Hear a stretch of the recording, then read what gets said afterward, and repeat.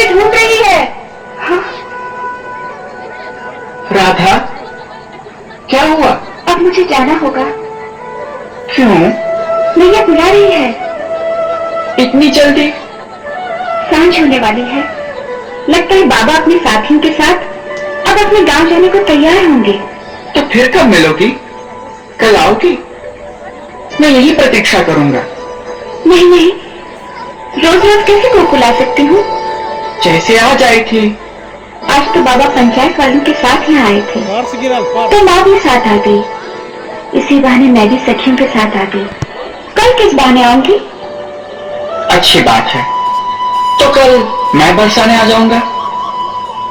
जब मुरली बजाऊं तो समझ लेना कि मैं नदी किनारे तुम्हारी राह देख रहा हूँ। ना ना, मैं हाथ जोड़ती हूँ, मुरली ना बजाना। क्यों? तुम्हारी मुरली के सुरों में न जाने क्या जादू है।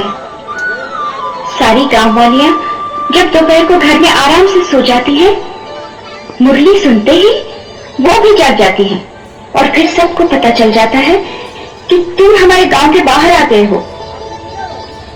फिर सब झरोकों में से झांकने लगती हैं। मैं कितनी भी छुप छुप कर आऊं, फिर भी सारे गांव में बात फैल जाती है। घर घर में मेरी और तुम्हारी चर्चा होने लगी है। जब गली में से पानी लेने निकलती हूँ तो सब मुंह घुमा के ठिठोली करती हैं।